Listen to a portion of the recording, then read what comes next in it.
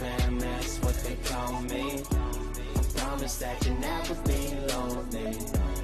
Be the fam, that's what they call me. What up, though? It's your boy Foreman. We back with another Madden Online head-to-head rank match. As you can see, bringing you guys some Chiefs Bengals gameplay. And this actually turned out to be a sub. Right when I was recording the gameplay, he sent me a message saying he loved the videos and he watched all of them. So big shout out to my guy Mufasa for subbing to the channel. And please continue to support and show love. So I'm making adjustments. I'm coming out. And I've been a little lax with my adjustments, and I get caught moving around too much with Billy Wagner. I get too close to the line, get picked up by the old lineman, and he breaks the big one 74 yards to the crib. I always tell you guys, when you're playing Run D, it's really not a good idea to get that close to the line, but because you come detectable to the lineman. But my first play of the game, I got a little stick skill myself, and I hit him right back as we take it 75 yards to the crib, tying the game up. So now it's like that touchdown he had never happened. So now we have to come out and we have to start to buckle down a little bit on defense. If he is going to score, we have to make him work. And the title of this video is Beating the Blitz. Now, Mufasa is someone who likes to run the 3-4-I, and he likes to send heavy pressure. So here, this gameplay, I just want to coach you guys about how that. Ooh, right here should have been alert, but Wagner threw his hands up a little late. As you can hear, I made a mistake. I had the live commentary on. I recorded this video right after I recorded the video against the number 3 ranked guy. Didn't realize at the time that I had the live commentary going. You won't hear it go off much because I don't really talk much during games. But this video here, guys, is just a commentary on how to beat the blitz.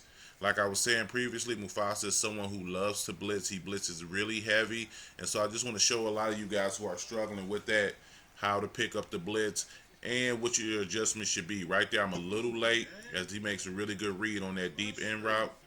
And he's moving the ball pretty effectively, man. So as you can hear in the background, I'm a little frustrated with how slow I'm adjusting, and I'm getting caught on my user. He takes off with Mahomes, and for whatever reason, I didn't have a spy up. I usually put up a spy for Mahomes because he does, with that escape artist ability, it allows him to move freely like he has 99 speed in the pocket. So usually I take one of my fast linebackers that I'm not using in the game, and I throw him on the D-line and I spy him against Mahomes. It gives a little bit more time in the pocket as he finds a good dot right there to Kelsey in the back of the end zone. It gives him a little bit more time in the pocket, but usually most people who have Kelsey, they like to roll out a lot anyway. So as you can see, when I'm coming out in my pass, you'll see that I'm going to block 7. And I'll show you the look that you want to see to block 7. So as he's coming out, right here he comes out down 146. So you already know, whenever I see down 146, we're going to run the ball. Right there should have been another touchdown, but I tripped and fell over my guy. So anytime you see that down 146 look, audible down to the run, or if you have an inside draw or a halfback draw, you might just want to run the ball right there. So again, right there, I try to run it again, but he gets an instant block shed. So as you can see, I'm going to bring over Gordon.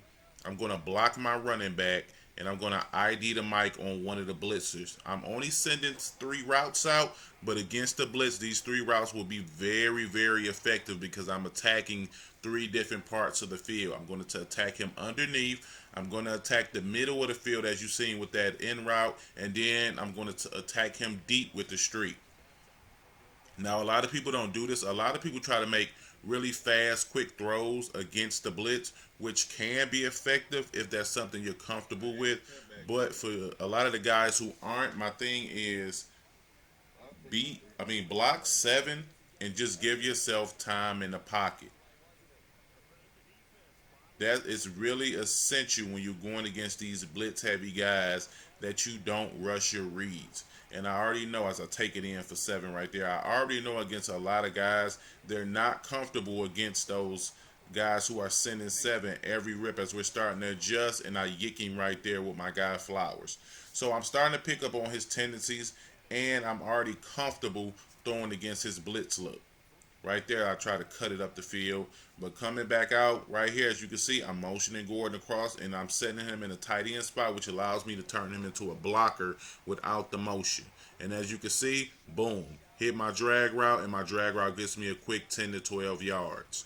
So every time I see that look where the linebackers adjust and they come and they sit in the hole like that, I already know he's probably sending the blitz. So I'm going to attack him in layers. Middle, short, middle to deep. Right there, he keeps giving me that check down, so I'm going to take the check down.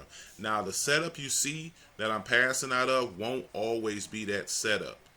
According to as he starts to adjust, I'll start to move guys around. As you see that crazy throw that I drops the pick, only Mahomes is making that type of throw in Madden.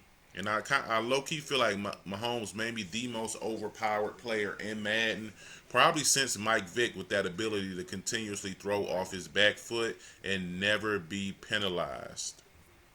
So again, you see me, I'm trying to run the ball as he gets a nice shoestring tackle, but I don't really get much. And right here, I see the 146, so I go for the run, and again, I get an instant shed from my guy missing his assignment.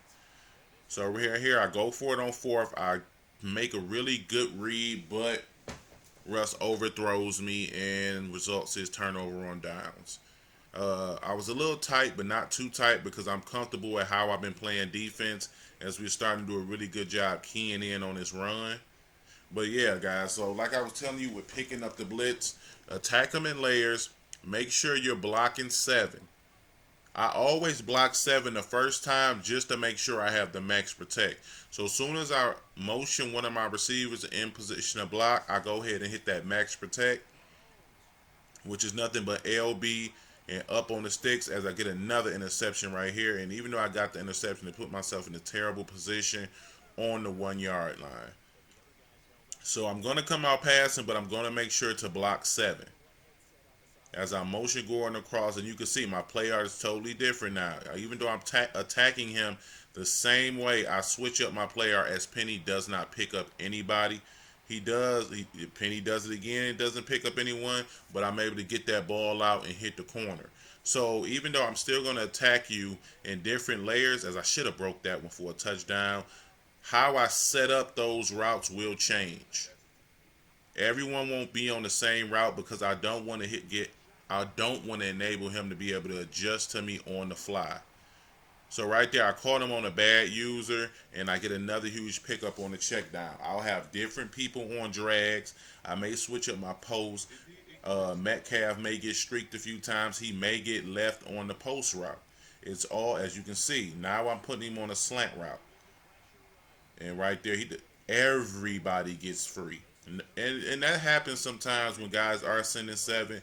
The pass blocking in Madden is a little bit suspect this year, because sometimes guys just come free. So as you can see right here, he's sending the house again. I already know he's sending the house, but Russell's ability allows me to see it clearly as I hit that slant route and I pick up a huge 3rd and 12, and Metcalf gets up and scramble for quite a few more. So you see this front 7 look he's giving? Most people give that front 7 look when they're going to send a house, as your boy gets sticky one more time and take it to the crib. So whenever I see those linebackers sit in that gap like that, I'm preparing for the blitz. So I'm going to block 7. And even if he does drop those guys back in coverage, because they're sitting so deep inside of the hole, I always feel like I still can find an open man with those 3 routes, because those linebackers aren't going to get back out in coverage as quickly as they should.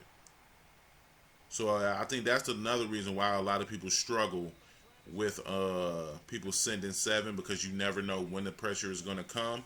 But when they drop those guys into those holes like that, there's still a window for you to make a good pass and a completion if you make the correct reads. Don't rush yourself. Right there should have been a pick, but I bailed off that angle route quickly. And right now, I'm really in control of the game. I'm just trying to get another turnover as I yick him right there and take it to the crib. Points off turnovers are really huge. Your defense getting points for you is really huge, because when guys get down like this and you're already beating their blitz, then you start to demoralize them and they start to rush their reads. So again, guys, block your 7. Even if you are in any of the bunch formations, you still, as I yick him one more time right there with my boy Griffin, even if you are in the bunch formations, block that tight end. Throw those motion fades and those motion slants out there to get a little bit of extra movement on your offense and throw the defense off. If you're running those split back sets, block both of your running backs in the backfield. If you know for a fact they're sending more than 6, then block your 7.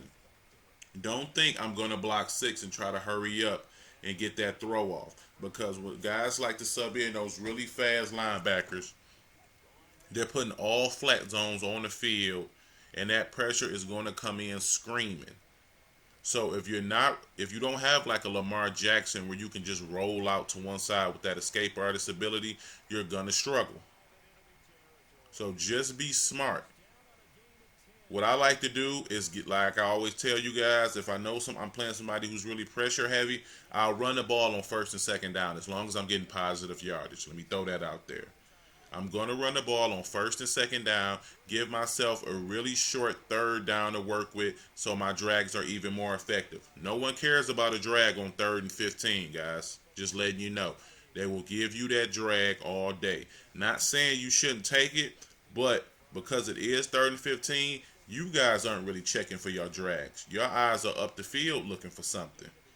So you guys hurt yourselves in that aspect too, trying to be a little bit, letting your ego get to you and thinking, I have to be able to pass on this defense to show him that I'm a good player when you don't. All you have to be able to do is just adjust to what your opponent is doing and take away his biggest strength. Now, as you can see, this game is starting to come to an end. So, like I always tell you guys, be really smart with your adjustments and hit your check downs. Put yourself in those short yardage situations so you don't really have to worry about everything that your opponent is doing on the blitzing end. You can more so focus on your offense because that's what a lot of guys do when they're facing a lot of pressure. The opponent on defense gets to dictate the action to them. And whenever the defense is dictating what you do, you're in a losing battle. You'll always be fighting uphill. But if you can get in a situation where now your opponent feels like, oh, okay, now I can just send pressure. Now I have to start mixing my pressure in. And now you guys are in that chess match where you have to figure out when he's sending pressure, when he's not. And then you give yourself a better chance to win games. But if you just allow someone to send pressure, and you're taking sack after sack after sack just because you don't want to block 7, then you're being foolish and you can only blame yourself for that loss. So I'm thinking about streaming tonight, guys, and starting up the CFM League for the subs. I'll probably go live about 7 o'clock with the Connected Franchise already up on the screen. I'm going to download the randomizer app, so NFL app, so you guys can know what teams you'll be having, and then we can start get popping on that. Everyone who is selected for the CFM Sub League, I'll download the Discord app, add you all to the app so we can just continue to interact, have fun with each other. I'm going to find a way to post the scores of the game in my videos. Players of the week, subs of the week, the guys who are really dominating in the league. And there'll just be something for us all to interact and continue to have fun because I really do genuinely enjoy kicking it with my subs. We have a great time in streams. We have a great time talking it and kicking it.